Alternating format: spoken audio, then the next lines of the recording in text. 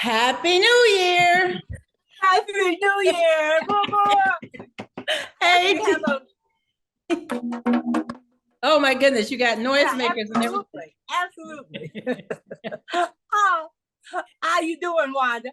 I'm great. Well, this is the first go round for us of Season 3, Tina. Season 3. Oh my gosh. 2023.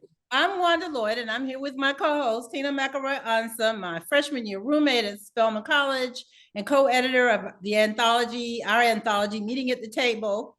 Yeah, we're here again. We are back for 2023. 2023, season 3. We are so, as y'all can see, we are so proud of ourselves because we sort of baby stepped into this, and now we feel like we're full-fledged podcasters, and we're real happy to have y'all here.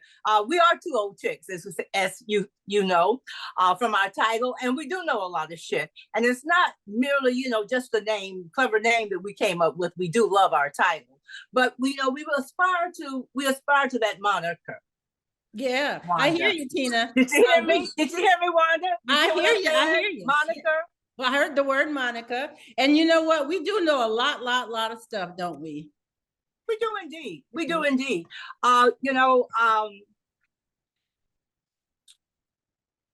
As a regular listener here, Wanda knows. I'm sorry, I'm going back to the moniker. I got my thing fell. But the word moniker is an example of a word that I'm always trying to use around Wanda because, as you know, Wanda's a word nerd. As a matter of fact, she even did a whole ass TEDx talk this past spring on this. Was it the spring or was it the? It was in June. It was in June. It was okay. It was the spring, almost the summer. Yeah. And I have to admit, I'm a word nerd too. We're both editors by profession, and we're always, unfortunately, correcting your grammar in our heads. We don't say it, but we are. We are, and you know what? I got something for Christmas that proves it. My daughter Shelby and son-in-law Carrie gave me some socks that say, "I'm silently correcting your grammar." So I know they know how obsessed I am about grammar. So I thought that was cute. But really, Wanda, they nailed you. They did, but I don't go out of my way to correct people to their faces. I just sort of look at them and I think about it in my head, but I don't really tell them. You really are using the word wrong. I would never do that, except maybe you. Every now and then, of course, correct grammar is very important to the way that we communicate, but it shouldn't be used to embarrass folks. I agree with you totally. And sometimes bringing up will embarrass you, but sometimes it's a teachable moment, Wanda. With a young person, for example, who doesn't know the word or is using it incorrectly, or in your case, pronouncing it incorrectly. That we hate all of those conversations at the top of our list. But for example, it might be another writer who really would appreciate who would appreciate you correcting them. So it could be a teachable moment, but I hear what you're saying. I don't think we should just go right in for it. I think we should continue to silently correct y'all in our heads. That's what I do. So Tina, the new year, do you do resolutions? Do you have any, or do you do that? Well, it's so funny because some of my resolutions I get from my friends, and I get a lot of them from Wanda just by hearing what people are doing. And Iyanla told us to take out our trash every night and make our bed, and but there are all kinds of those things. But I don't do resolutions per se. I have intentions for the new year. That sounds a little softer to me. And thanks to you, Wanda, I have now written down my intentions and edited them. I asked Wanda, what you doing, Wanda? What you do yesterday? Oh, well, I spent the weekend, looking at the new year and deciding what I'm going to do, what projects I can do and what projects I can't. Things I can say yes. I said, oh, hell, I just sort of had them in my head. So now I have them written down. And I have a friend, Wanda, who I told the same thing. And she said, thanks, Wanda. Okay. So she's writing down her intentions for a year. I'm not a vision board person like that. But I have learned that it's important to write it down and make it plain. And you taught me that. So I intend to have more fun this year. Okay. Yeah, we talked about that. I intend to travel more now that I feel comfortable traveling. Wait. Go back. You're going to have more fun, but you're going to stay off motorcycles, right? Absolutely, I knew you were going to bring that up. No problem. Yeah. Hey, look at the YouTube. I'm sure Wanda's going to make sure that my picture of me on the ground by the fallen motorcycle. It's not really a motorcycle. It was more like a Like a motorcycle. scooter, yeah, yeah. Yeah, it was more. Hey, same difference, huh? I was still on the ground. It only had 2 wheels. So to me, Oh, that was so much fun, Wanda. It was. Oh, I'm glad I didn't hurt okay, myself. so you're gonna have fun and you're gonna That's part travel of it. more. Mhm. I'm going to have more of that, more fun. I intend to travel more now that I've taken a trip to my nephew's promotion ceremony to Brigadier General in Maryland. I mean, I'm comfortable now. And as you and I talked about, that wheelchair thing is wonderful. They just zip you through the airport. So, I'd like to do that. I intend to write it consistently more. It's one thing when you can go in and do something and then a couple of days later you go in, you don't get the same kind of quality in your writing when you write every day consistently, right, and are not interrupted. Mm-hmm. And the fourth one is one that's really I just love it so much. I intend to strengthen my family and my friend circle. Well, I made some new friends this past couple of months, as a matter of fact, over in Brunswick, and some of them are Spelman sisters, some of them aren't. But it was wonderful just being in a sister circle, being around a circle of women in your own home. You and I have a large circle, all over the world, all over the country. Mm-hmm. But it's nice to have a family circle and a friend circle, I think, that's strong, especially as we get older. We talk about that. As you get older, you need your family, your friends more. They need you more. I'm very proud of you for that. It's time. You're proud of me? I am, for expanding your circle. Yeah. Oh, thank you, Wanda. That's funny. I haven't said this to Wanda, but it's true. I feel I'm getting to the point, Wanda. Today's been gone 3 years, and I'm feeling stronger. And I really have leaned on Wanda a lot. I really have. She and her husband, Junior, have been just there for me. Whatever I needed. And I'm going to open my circle up a little bit more. So I'm not always saying, "Hey, Wanda, Wanda, Wanda." So I'm not pulling them on Wanda's bra straps so much. Yeah, because sometimes you've been a wonderful friend to me and a wonderful support. Yeah, I got used to the fact that just about every morning I get this text message. Hey, what y'all doing up there? What y'all doing? Yeah, that right there, that part. That's what. So what about you, Wanda? You're a resolution person? No, you make resolutions? I don't make resolutions, and if they are resolution, I'm more so call them goals. Remember, I called you one day, I don't know, late November, early December, and I said I'm setting up some goals for the year. And you, because everybody I know who sets resolutions, they don't seem to stick to them. They, they set them up in by the middle of January. If they exactly. We're back to eating old Christmas candy that's left over, right? Yeah. Or if they say they're going to go for a walk every day, they stop doing that, or they don't. Yeah. There's it's easy to fall off the wagon, though, Wanda, isn't it? Mm-hmm.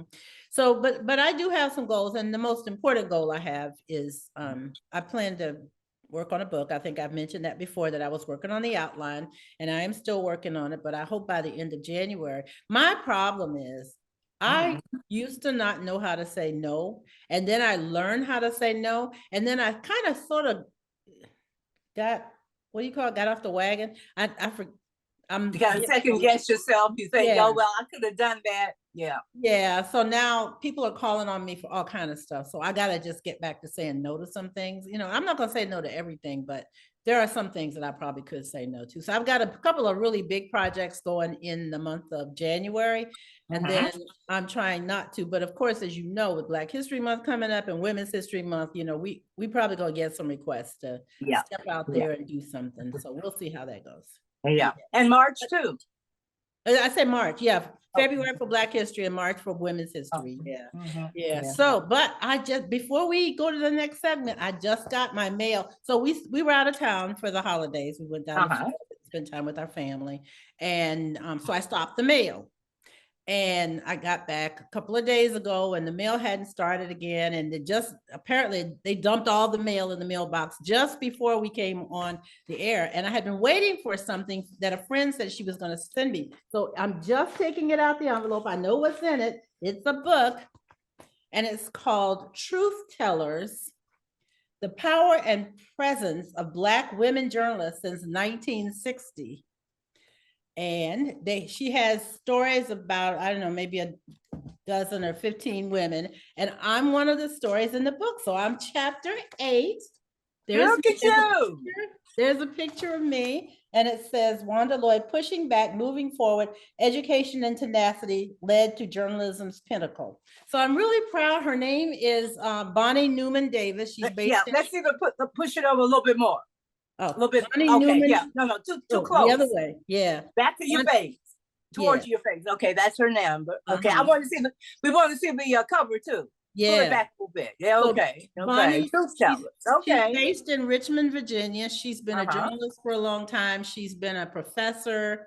She was at a couple of universities. The last one, I believe, in North Carolina A&T. Now she's found herself in her, pretty sure she's in her 60s, being the editor or managing editor of a small weekly paper. But she's been working on this book for quite some time. I'll show you a picture of Bonnie. Yeah. A little bit over there. There we go. Yeah. So well, hi, congratulations. Yeah. New book. Hooray for Bonnie. It's a mentor of mine used to say, hooray for every book. Yeah. So a few years ago, she came to Savannah. She spent 3 or 4 days and we just sort of sat at the kitchen table and she interviewed me and she wanted to go around town and see the places that sort of mattered in my life growing up in Savannah. So I'm really proud of that. So I can't wait to dig in and read the stories about myself, but also especially because I've already read my story. She shared it with me, but there are all these other wonderful women journalists that she's documenting that have been in the business since the 1960s. Since the 1960s, pioneers. Real pioneer. We were pioneers in the 70s, but this is talking about from the 60s. So congratulations to you and to the author. And I'm glad we'll put the book up. We'll put a couple information about it at the end. Well, very good. Okay, well, we're getting our year off to a good start.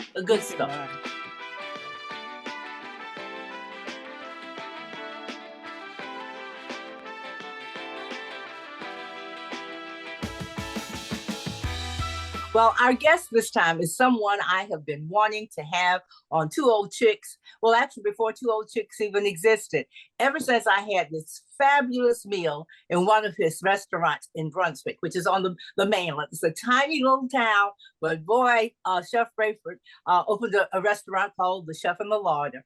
And it was special and it was wonderful. And when you went there, you felt at home. You felt there was an open kitchen so you could see what was going on. Chef Raiford came out and talked to our guests and gave us some red peas. He didn't even charge us for them to grow in our garden. So I've been wanting to talk to him at least for 5 years. And he's Chef Matthew Raiford. He has already told me that he is only chef, yes, chef, when he's in the kitchen and when he's running the kitchen. But I love the fact that I can just call him. So I kind of call him Chef Matthew. I think he'll let me do that. Wanda says I think she's going to stick to Matthew. But, thank you so much. And welcome to the show, Matthew. Tina's been telling me about you and your food and your journey for such a long time. So it's good to meet you and hear directly from you what you're doing and the wonderful things you're doing in the world of food and providing nutrition for people. So we're awesome. Excited to have you. Well, thank you, ladies, for having me. And Wanda, you wanted to hear it where? You wanted to hear about Chef Raiford? Well, I was trying not to say that, Tina, because go ahead and say it because I think it's wonderful. Say it. Hear it directly from the horse's mouth. Okay, I see. Chef Raiford, what a wonderful segue, isn't it? Because our first guest is not only a wonderful chef, he's not only been on national TV he and his partner on a cookie competition during the Christmas time. He has a farm. Let me tell you, he's a farmer with pigs and chickens and dogs, as well as crops. Let me tell y'all a little bit about him and his extraordinary food. May I, Chef Raiford, just take a moment? So I want you to know, well, number one, Chef Raiford is a homeboy. He's from down here on the coast. He is right now, he grew up on land and has sustained his family farm for 5 generations. It's called Gilliard Farms. So he's not just a world-class chef who's worked in restaurants in New York and Atlanta, and as I said, over in Brunswick. But he is also a man who understands the land and loves the land. And you know, we love that around here. He understands about family and tradition. We love that, Chef Raiford. He understands about keeping things going, that they will really disappear if you don't keep them going. And whether we're talking about a crop or whether we're talking about farmland, especially for Black people, whatever we're talking about, Chef Raiford is very, very strong in that. He has a new partner. You're newlywed, huh, Chef Raiford? I most certainly am. 1.5 years. Congratulations. Congratulations. His partner, Tia, right? Absolutely. They've been married 1.5 years, and she is also a chef and has joined him, as you can imagine, in this effort at Gilliard Farms. He's also the author. He's done a number of cookbooks. And if we're asking you to, Chef Matthew, to pronounce the title of is it Brezinom? It is breast and yam. What does that mean? Tell us what that means. It means bless and eat in Gullah Geechee. Oh, okay. We have a copy for the YouTube version. We have a copy of the cover, so we'll put that on there. Awesome. Oh, that's wonderful. And the subtitle is Gullah Geechee Recipes from a 6th-Generation Farmer. That's what got that's not true. Your meal got my attention, Chef Raiford. But when I found out about you and found out that you were a local person, that you weren't expending your talents, all out in the world, you were doing it right here from your home in Glenn County. Yes, in Glenn County. In Glenn County, I know it's in Brunswick. It's Gilliard Farms. Is that your family name? Yes, Gilliard. Well, it's really interesting because there's 3 different ways I've seen it written throughout the years. It's Gilliard, Gilliard, Gyllard.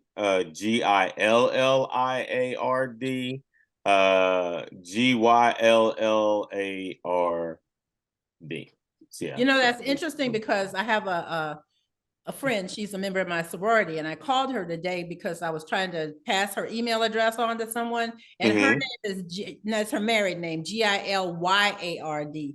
So I didn't know that you see a difference in the spelling within families, but I did know that there are several spellings of Gilliard. So you do have my best friend, my first best friend in grammar school was Gwen Gilliard, and they pronounced it Gilliard. It was Gillard. Yeah, right. Exactly. I haven't seen that one within my family, but I've seen it just throughout doing research. Yeah. And I have to say, the interesting thing about my friend is her name is Freddie Gilliard. She also is the author of a cookbook. So that's actually what I was calling her about today, about her book. It runs in that Gilliard blood. Yeah. How about that? Well, Chef Matthew is also a horticulturalist. He's not just a farmer, he is a horticulturalist. He holds a certificate in ecological horticulture from the University of California at Santa Cruz and the Center for Agroecology. Absolutely. Okay, and sustainable food systems. Chef Matthew is a caterer. He's a restaurateur. He's a chef. He's a farmer. He's a businessman. There's so many things about you. I know we're taking up the whole time talking about you, and we do have questions for you.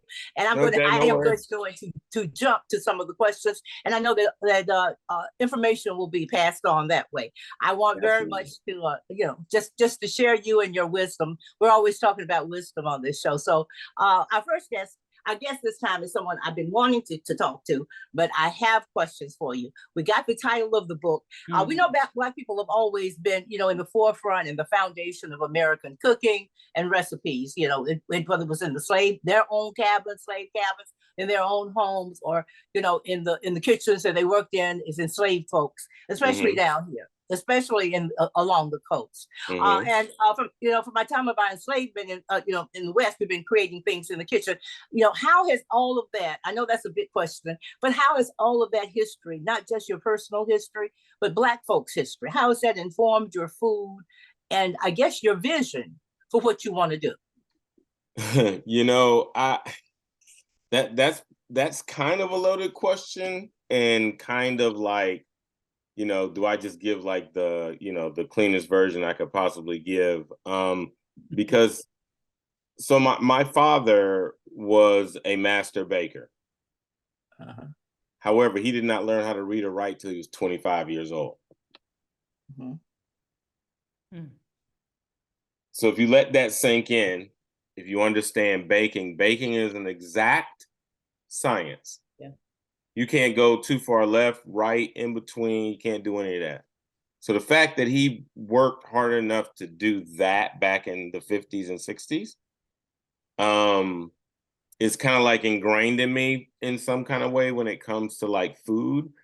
But when you look at where food comes from and who has provided the food, who has always cooked the food inside American and often and sometimes in European kitchens, they look like me, walk like me, and talk like me. Mm-hmm. So I think the way we eat has informed all of the Americas. Like everything about us permeates through food, you know. But I think there's also that piece that goes with, the reason that we were brought here enslaved in the first place was to grow rice, because Europe was about to like crash. It's like famine was happening, plus the people that were here needed to eat, and they didn't know anything about rice, not like that for sure. And so bringing us over to do that, okay, that's why there's 100 miles of coastline in Georgia. That's why we own 1/3 of the coastline for the East Coast for marshes, right? So when you eat white shrimp in North Carolina up almost to Central Florida, they came out of our estuaries right here. Mm-hmm. But that was built because of rice culture. So when we start looking at how we've informed food here in the United States, and when it comes to cooking, I think about my dad having become and overcame what he was based on society's thought process of he couldn't read or write. And then think about how my ancestors that were here were able to grow rice in brackish water, allow fresh water in, salt water out. They understood all of that stuff. Right? But they were supposed to also be uneducated and stupid and couldn't talk and all these other things. No, you brought us here for a reason. You didn't ask me to speak any other kind of way. You brought me here to do this work. Yeah. So, in yeah. the book that Tina and I co-edited, Meeting at the Table, I wrote an essay, and one of the references I have in there, and I'm not looking at it right now, so it's paraphrasing it, but it references the women who came with the rice and the seeds in their pouches. Mm-hmm. And they brought some of that stuff, not just the knowledge, but Right. the stuff. They But the actually had stuff some. itself, Yeah. yes. Yeah. That's why I like Sea Island red peas so much. The important stuff you have in your pouches. Right. There we go. Yeah. And the other thing is during Jim Crow, because that's something that I've been writing about. Mm-hmm. But what I remember about, because I grew up in Savannah during the Jim Crow years, and what I remember is that all the restaurants that we could not go to, that people were raving about how good they were, there were people like us in the kitchen. Yes. We were in the kitchen. Goodness, absolutely. Yes. Yeah. Just a little piece, little FYI. Cooking did not become a profession in the United States until the late 70s. So there's different money between a short order cook and a chef, someone that can learn how to run a kitchen. Yeah. Prior to that, it was us in the kitchen running and the kitchen. European chef over all of us. Yeah. Right? So us doing the work, that did not really change in any shape, form, or fashion in the United States of America. You hear me? Until when the- again? Until the 70s, late 70s. So the Mhm. difference between professional money and trade money, if you go back to those days, right? There was a big disparity between a person that went to trade school and a person that went to college. Absolutely. Yeah. Right? Yes. Okay. So that's professional money, right? As compared to trade money. Trade money. Yeah. Okay. Okay. So when you look at it like that, and then you like flip it, and all of a sudden, what was a trade is now a profession. Look who's there. Yeah. Yes. Right? Yeah. Don't look like this anymore. Looks like this. Mm-hmm. And for those of you listening on Apple and what White and black. and white, you know, it's color. It's all about who we are. It's all, I mean, I still walk into kitchens right now where the guy that is not anywhere, never even thought about to be a supervisor, that's got me by about 10, 15 years, is still in the kitchen, right? And has been in that one hotel for 50 years. He done seen enough chefs come and go. He done seen all the things done wrong. And is probably knows more than anybody that's ever gonna walk in that kitchen. Yeah. He look like me, walk like me, and talk like me. That dude. Mm-hmm. Yeah. Mm-hmm. Yeah. So my question was, I didn't mean to make it a loaded question, but we got no, that's good. We got a lot of information there. We're always ready to be corrected because as you heard, you know, we're word nerds. We want to get it right. But my question was still, you know, I guess I think about 6 generations and Brunswick, not Brunswick, Georgia, but in Glenn County, in the country. We know what South Georgia is like. I live here. You know, you're from here. I guess my question really was that I know that the way that you were brought up, the things that you saw, the things that were important in your household, very different from what is going on now. You know, and I want you to share that because I think that we can recreate. I don't think it's lost. I think that people are still doing it, and you can recreate that. But I just wanted to know what was important to you, what was vital to you, especially people who are listening, who want to go into the area of food, who want to honor the food that they grew up with. You know, who want to be in that kitchen, who want to be running that kitchen. So here's a funny, a super funny thing. I got a feeling this is not going to be funny, Chef. No, it's funny. Okay. There is not a city in the United States that does not want to be known for having the best Southern restaurant around. If you go to San Francisco, the restaurant that's making it, that is of American, you know, kind of like standards, is a Southern style restaurant that has farm to table style food. That's what we've been doing from the very beginning. Farm to table. All food comes from a farm. So there's no reason to mince that word in there, you know? And then now it's all Southern, which we were the ones that cooked all of that Southern food. So when people get to talking about, oh, my grandma, I don't have anything against anyone that does that is not Black. Not at all. Okay. But if they could just give me a smidgen of homage to how they grandmama learned how to do that, because she didn't start cooking until, in majority of the time, right, is they weren't cooking until the 1900s. But they had somebody else. They had somebody else cooking for them. Right. Yep. Oh, okay, all right.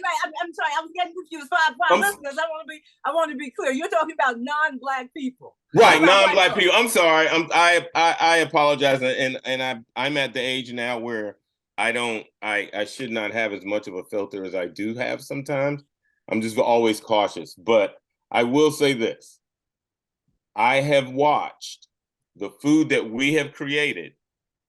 That macaroni and cheese, those biscuits that are super fluffy with molasses. And, you know, when people get to talking to me about that and they from the West Coast, I'm like, okay, y'all ain't get those kinds of things until the late 1800s. Mm-hmm. So y'all ain't got what, the 3 generations, maybe? You know what I'm saying? So when people get to talking about that, you know, we're from here, especially Black folks. I'm from here, I'm from there, but all us like macaroni and cheese and some shape, sweet potato pie. Like, we like all of the exact same things. And the food thought process is reminiscent of family. Yeah, yeah.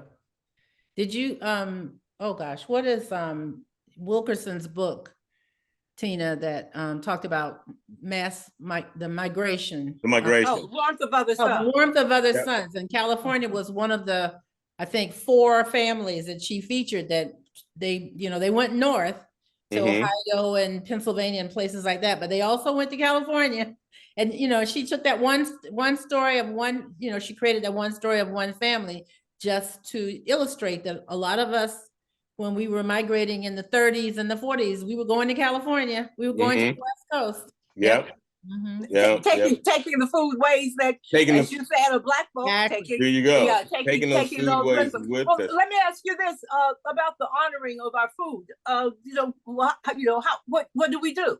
I guess I'm asking you hard questions simply because I want, you know, you know a lot more about this and have thought a lot more about this than most of us. Right. Well, and we want your wisdom on it. I think oftentimes we have the question somewhere in the back of our mind, but there's so many other things that are going on in the world. If it's not your like real focus, you guys focus on whatever else it is, like these 2 chips, right? That's what you got to focus on. But I will say this: when you take the time to delve in, just a smidgen, right, and start to peel back that onion, that layer of understanding, like, okay, where did this bean come from? Where did this melon come from? Where did this thing come from? As like trying to understand why we eat it, and, you know, why does it taste so good, and all those kinds of things. When you start understanding that, plus understanding your DNA makeup, right? Whether it be through Ancestry.com, 23andMe, or any of those kinds of things, you start understanding a little bit more about yourself. And it's on the individual to make it work. We can't try to encapsulate Black food into like a Black Lives Matter kind of thought process, right? We have to individually just do our thing to learn more so we understand what's happening with our food system right now. Like how we are so interdependent on people, places, and things that have nothing to do with right here, right? Like wheat, you know, like in Ukraine. Right? Like fertilizer, Russia, right? So when we start seeing the world like that, it's easy to reclaim your stuff. Because you're like, whoa, we get what from where? Okay, well, my mama and them, they didn't have that problem. So what? You know, you start asking the questions. But I have a question for you. Yes. I have a question for you because I want to talk about growing the food, if you don't. Okay, go ahead. And I want to know, first of all, what do you grow? I'm not talking about your animals, but your crops. What do you grow? Oh, okay. I grow hibiscus. We grow hibiscus for a gin, a Gullah Geechee gin that is red in nature. And for us, it's a throwback to red drink. We do that with the help of Simple Man Distillery out of Little Burn, Georgia, which is up, you know, a little bit ways past Atlanta. Y'all are Spelmanites, so you know that area really, really easily. Okay. And then we grow rice here. This year we're getting ready to grow cane. As we're gonna see if we can get at least a half an acre, if not an acre, in this year. We didn't last year, but we're growing sugarcane. We still have the original sugarcane press that my great grandfather was given as a wedding present. So it's been on the farm since before 1919, but everybody has always put it here 1919. So I told everybody I'll stick with it. It's 100 years old. It doesn't matter, you know. Right. After 100, you know, it is treasure. Yeah, it's treasure, right? You know, yes, definitely. And then turmeric, ginger, rosemary. We also wildcraft or wild forage also. So we harvest wild staghorn sumac, and sumac is reddish in nature. It has kind of a citrusy taste. At one point in time, the name was Indian lemonade is what they called it, because it was very much so citrusy in nature. But it's also one of the main ingredients in za'atar. And za'atar is North African in nature. Some people even say Middle Eastern in nature, where sumac is one of the prime ingredients inside of it. So we wild harvest what's here in the United States. We also harvest Spanish moss for medicinal. Really? Yes, we harvest Spanish moss. For what purpose? So we actually wash it and dry it and sell it as Spanish moss. And we also make a Spanish moss seasoning and a Spanish moss tea, medicinally also. So figures out, huh? Oh yeah. I mean, you wash it. Oh yes, it's washed, it's cleaned, like all those things are done. But you know, there's Chef Matthew.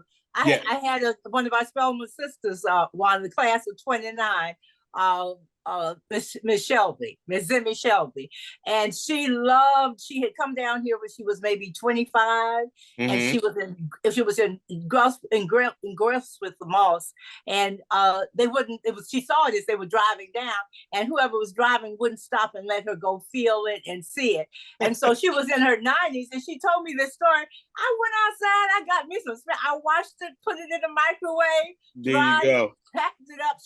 She put it all on her mantelpiece. People would come in and say, "What is that?" She said, "Don't bother it. Don't bother it. I can feel it. I can smell it. I can do whatever I want to with it." Absolutely. So that really is a packaging. It's beautiful, and I think Wanda's daughter used some Spanish moss for her wedding decoration. Absolutely. Yeah, it wasn't real Spanish moss, but she had what she called a Southern wedding a year and a half ago. She was getting married around the time you were. Okay. And she wanted to make sure that it was authentic. And so Tina sat down in one of the pews in the church and she said, "Look at here. She put Spanish moss in her little bouquets all over the church." I love it. You know, I love that. Yeah. I love that about it. Okay, See, but you were it's kind of interesting how those things like are in us, right? Yes. Not just, you know, by nature where you grew up, but just that feeling of like. And that's very interesting because she did not technically grow up here in the South. She grew up in Northern Virginia until she was in high school. But it's in her because her mother and her grandmother are from Savannah. And so she visited a lot, and she was just, you know, she loved it. And she came to summer camp on one of the islands here in Georgia. So the reason I ask you about what you are growing is because I'm wondering how the Black farmer is doing. You know, I've been to a couple of workshops. I'm a volunteer with AARP, and I used to be on the AARP Georgia board. We've had lots of conversations about Black farmers and even some presentations. And I worry about the Black farmers. So it sounds like you have not only a very diverse collection of crops, things that you're raising, but you have a way to do something with it. Is that right? I mean, you're selling it, you're processing it, you probably have contracts to get all this stuff done. Yeah, typical? Is this typical for the Black farmer? I would say it's not. But part of it is in general, if the average age is 65 years old, for a farmer in the United States, how old do you think the average age is of a Black farmer? Much older, I would think. Older. Absolutely. Yeah. And normally when that Black farmer ages out, who takes over that farm? His children are not taking over, right? Nope. They're not interested in the farm. They're most of them are interested in farming. The bank does. I am not dismissing. So when I say this, I want to make sure anybody listening to it don't run out and be like, he said. I am not dismissing them taking our land or not allowing us to pay off the land that we got because of their own wanting ill-gotten gains. You know, I'm not talking about that. I'm talking about the question that you asked is, how is the Black farmer today? Yeah. And today, our Black farmers are aging out, and we don't have enough of us coming home, or those of us that end up, you know, mama did, daddy did, grandparents did. Now you and your brothers and sisters, y'all own all this land. And y'all like, I don't want nothing to do with the taxes. Who wants to pay taxes? I don't even live there. It ain't nothing but some woods, right? So either Or somebody you have a tries to hold division of on. people want a division of somebody wanting to do this, somebody wanting to do that. It Right. squabbles, and then the land is lost. Right. So I'm never gonna take away all of the negative that we for sure know has happened to our Black farmers. But our Black farmers are also aging out. Just like, so if they 65, ours are 85. Jeez. Right. Well, okay, let me ask you, what do you have a suggestion for that? Are you yes, definitely. You a proponent of someone else, other young Black people coming in and taking over the farms, buying the farms, you know, running them, having the energy and the interest in doing that? Should that be something that we should encourage? Here's what I always tell people. The United States Department of Agriculture considers someone between 1 and 10 years of farming to be a beginning farmer. 10 years? Listen to me now. 1 to 10 years. That's a decade before you can come out of the land of being a beginner. How many of us have the wherewithal to go 10 years of running a business and trying to figure out how to make it happen? Right. Without working 4 or 5 other jobs. Yeah. I can tell you because I just went over 10 years and I just stopped working all the time outside of the farm. Right? Paper, yeah. 2 years ago. Wow. So well, let me tell you why I asked that question. It's not easy. It's not easy, but what I would tell any young, middle-aged, older person that wanted to go and work a farm, 2 things. 1, it's a lot of work. It's work. You're not going sitting behind the desk yawning. I'm sorry I got here. No, them chickens need to be fed. That's right. And the eggs need to be picked up. Right. There you go. All that has to be done. So it is work. That's the first thing. Most people in general don't want to do that kind of work. Okay? Because it's all cute when you got your little rocking your little hat, got your thermals on, all the name brand boots and all that kind of stuff. And your goatee is nice, your hands aren't busted up. But the first time you burn yourself on an engine, right? That scar right there is at least a decade old. Yeah. So you can imagine how bad it was, right? I got fingers that have been cut and all I did was tape them and kept it going because I had to finish what I was doing. I didn't have time to walk back 4 acres to go get something that I originally walked out here and only had 2 things in my hand and needed to do something. You know what I'm saying? So Matthew, I was just saying that's really the reason that so many young people left the farm and fled the farm. They thought they don't want to work that hard. They do, they saw other people in the city, like you say, getting the clothes and getting off at 4 o'clock or 5 o'clock and see, getting a drink or something. But now we have come to realize that I don't need to be part of the Joneses to be successful. Because I run my farm and have learned to run my farm like a business. Okay? A business never has one stream of income. Right. Never. So when you start doing those kinds of things, that would be the first 2 things I tell anybody that was thinking about doing this. 1, it's work. And two, you better think about running it like a business. This is not play. You know, this is not, oh, I'm gonna run, go live off the land. If that's what you're gonna do, then go do it. But don't, you know, I think the other thing too is, I mean, my car out there is 12 years old, 200,000 miles on it. Some people might be like, well, I mean, I need me a new car every couple of years. Well, you don't get that unless you farming really, really big. You know what I'm saying? Like if you're trying to do like where I'm at, like you might be still driving that car, you know? And so a lot of people are trying to keep up with everybody else and not thinking about their own thing. And so I think that that's also, though, the enlightenment of where we are, understanding that land is power, that we're returning to the land and doing what our ancestors were doing before us with grace and pride, you know? I have a question for you. Are you teaching all this? Yes. So I'm 7 deep, which means I have 7 children.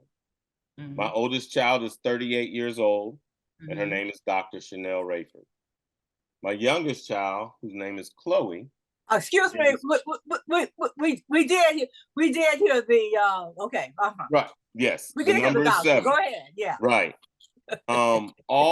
All have been to this farm, done work on this farm, and know that this farm exists because we just had a conversation a couple of days ago with 2 of my older daughters, and I explained to them that me being here was not some vanity project of me coming back home, saving the farm, or that. It was none of that.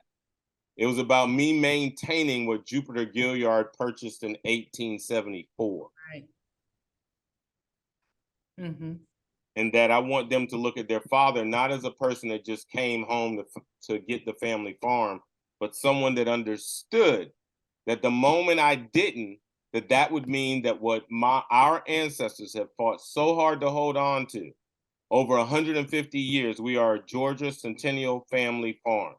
There's only about 20 of us in the state of Georgia that have had their land and farmed for over 100+ years. That is work. But notice that there's over 500+ non-Black farms in the state of Georgia that are over 100+ years old. So are any of did you say 7 children? Yes. Are any of them working alongside you and you have confidence that they will continue this after you're ready to retire or whatever? So here's the other thing. When you plant a tree, you don't plant a tree that's going to fruit for yourself. You plant it for your children's children's children. Right. Right. So what I'm doing right now is so that my children's children's children, I don't care what they decide to do, but for at least 3 generations, ain't nothing gonna happen to this place that we own right now. Okay. So the work I'm doing right now is like planting a fruit tree, because somehow Jupiter Gilliard had this forethought when he was born in 1812, that not only when he got free that he was going to get 40+ acres and a mule, but he was going to maintain it so that his children's children's children's children's children's children, because now there are 8 generations of Jupiter Gilliard originally starting off that have planted, harvested, and eaten from a crop off this land. Wow. Can I tell you something, Chef Matthew? This conversation is completely different than I thought it would be, and it's so wonderful and rich. And we're so happy that you're here and that you're sharing all this with us. One of the things I know we're going to be looking at time soon, but one of the things that I hear the repeated theme in everything that you've been saying is about personal responsibility. And because every question we've asked you about, going forward or somebody else doing or somebody, you always bring it back to, it's what you can do. It's what you can do. I love that you You told us to start exploring things, learn about food, learn about my favorite food, learn about where it's produced. All of these things you're asking us to be a part of kind of what you're doing. Right. Am I right? Yes, absolutely. I mean, I don't expect everyone to all of a sudden become some kind of food historian, Black culinary history person. That isn't what I'm expecting everyone to do.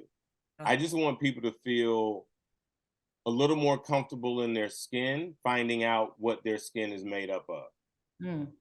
Right? Because you are what you eat. Yeah. Right? And when you start learning about why Sea Island red peas, right? Like the reason Sea Island red peas is because they can grow in the most infertile soil ever. Sand? It can grow in sand.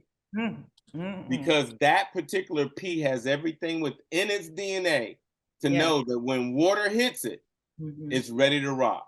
All right. Because right here in Southeast Georgia, where I'm located, we're on a silty, sandy loam. Yeah. And it grows prolific. Yeah.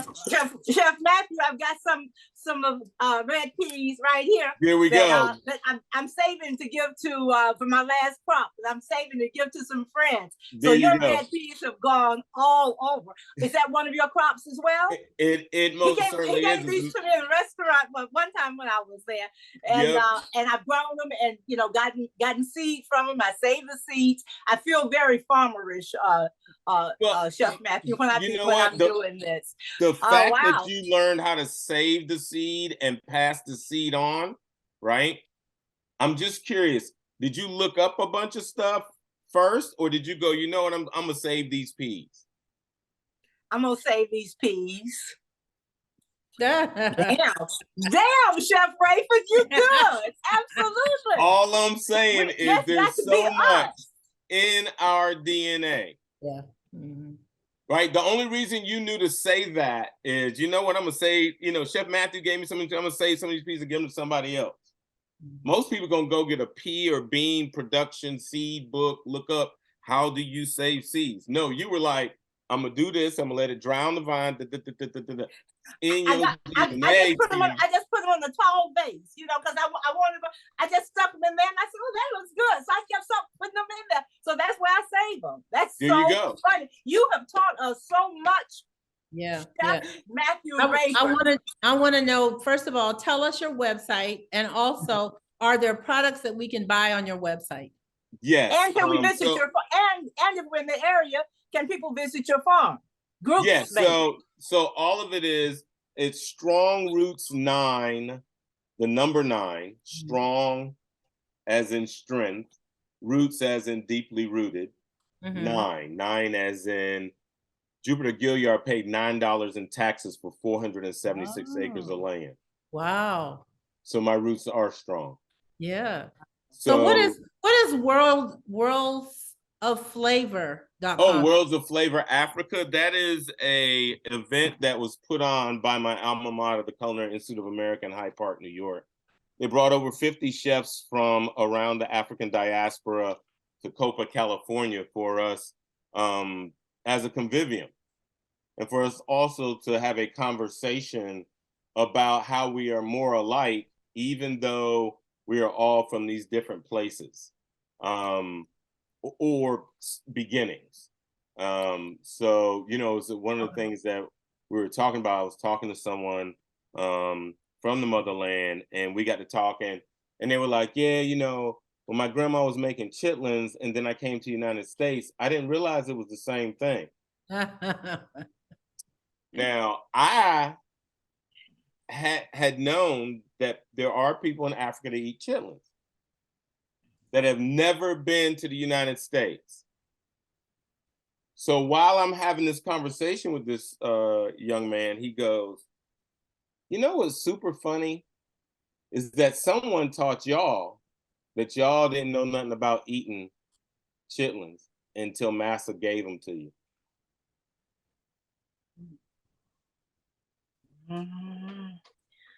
You want me to repeat that, Miss Wanda? Yeah. No, that's crickets, man. No, I want to hear it again. I want to hear it again. If you were listening, yeah. Okay.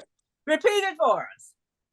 The young man said, he was surprised when he got to the United States that someone had tricked us into believing that we didn't know nothing about no chitlins until Massa gave it to us. Okay. But we actually were eating them in Africa.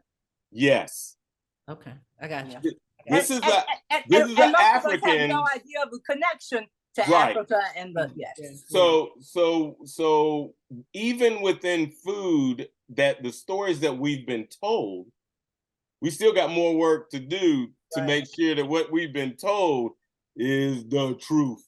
Yeah. So that's where you come in as an author, because you gotta help write some more of those stories. I'm actually working on that. I actually have a call this coming Monday with my literary agent about the next book and talking about a sense of place and understanding food from the where you are, as in what is your local food as compared to the conversation they talk about, taking a tablespoon of honey when you move to a place when you want to get your allergies down. Well, why would it only work with honey? Why wouldn't it be all the food that you eat that comes from the environment you're From in? that own environment, whatever that environment is. Because part of us being healthy in the past was us eating the food that either we grew or someone within our area grew. Right. Yeah. I had that experience just over the Christmas holidays. I was going to the grocery store and honey was on the list from my daughter and her husband. And she called me in the car. She said, "Mom, don't forget, be sure you get Florida honey. Don't just buy any honey." Right. You see, there you go. There you go. Yeah. So, hey, listen, we're gonna have to wrap it up. No worries. But I just want to remind people to go to your website, learn so much about you and your farm, and say it one more time. It's www.strongroots9.com, and most of our products are based on things that we grow here on the farm. Okay, good. And you can learn more about the farm there, so that when they do visit, as Tina said, if they're coming that way to Brunswick, hopefully they'll come on the farm. And so This has been such an enlightening conversation. We so much appreciate you. And I look forward to coming to visit. I'm going to come. See, Wanda, see all the things I said about Chef Raiford were true, and even more, because you have so enlightened us about a number of things. And I know a lot of our listeners are going to be like me, lying in bed late tonight thinking, well, wait a minute now, what did I think about? I mean, we're going to start really using what we know, using what's inside us, what we know in our bones. Well, thank you again. I knew this was going to be a wonderful conversation. It's better than I could have imagined. I hope people look up Chef Raiford. I wish you nothing but the best, you and your bride, nothing but the best on the farm, you and your family. You're going to be seeing Wanda and me, okay? I look forward to it. Okay. Yeah. Thank you again. And if you come to Savannah now, you look me up. Oh, no, I got you on lock right now. Okay. All right. Be blessed. Bye-bye. All right, you also. Take care.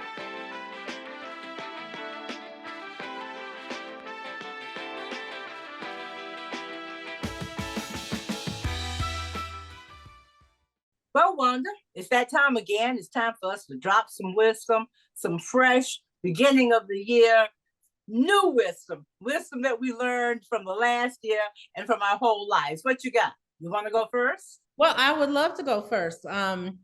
This follows the conversation we had because it's about cooking, and I did not know that we get so much into cooking with Chef Matthew.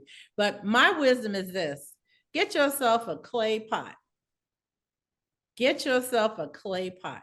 Girl, I cooked first of all, let me tell you, decades ago, my mother had a clay pot, and she taught me how to cook meats, mostly meats, but stews and vegetables in a clay pot. And then either she gave me a clay pot or I inherited hers, but I've had 2 or 3 because eventually they crack a little bit and you have to sort of start over. So I've been using a clay pot. It's well weathered, it's got blackish marks all over it.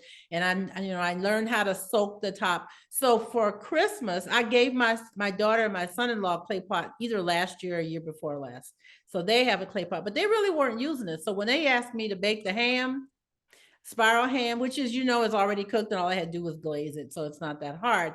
But to keep it really juicy, I said, give me the clay pot. And they were raving about that ham and how tender and juicy it was and how much better it was. So I'm saying my wisdom is get yourself a clay pot. You will be amazed at how good your food tastes having cooked it in a clay pot, especially things like chicken, and it's just so tender and so juicy. Tender and moist. Yeah, it keeps it all there. It keeps all the moisture. Yeah, that is a good one, and it comes from your mom, which makes it even better. Yeah. So what's yours? Well, I have wisdom as well. My wisdom is something that we heard a little bit earlier in the show when I was talking about resolutions and intentions, and that is, when you have any idea, when you have something that pops into your head, when you have something that you remember, even if it's an old line from a song that your father used to, write it down. I learned that from you, Wanda, about writing down your intentions for the coming year. But we're both writers, and I'm always telling people, have Post-its, have something down. So I don't set intentions, I don't set resolutions and plans, but I do need to write something down. You need to write it down. There's something about writing it down not only means that you can keep it, but also that it's plainer to you. It becomes more and more clear when you when you write it down. So that's my wisdom. If you have any idea, any thought, keep some Post-its around or a pad or something. Your ideas are pearls. Your ideas are gold. You never know what business or what kindness or whatever you can do from writing things down. I know you and I've had that experience, Wanda, seeing something we've written down years ago, and it sparks something right now. So that's my wisdom. As a writer and as not a writer, write it down. Great wisdom. Keep a pad next to the bed. So if you wake up in the middle of the night, write it down. Well, that's why I like the Post-its, because I like the 2x2 inch. And so you know where the edges are, instead of, you wake up in the morning, if you do it on a tablet, it's chicken scratch. It's all over. But if you got a Post-it, I said, I go to the end, I only have 2 inches, and you take it off, slap it against the wall, and you got another clean Post-it and if you have another idea. It's just a wonderful invention.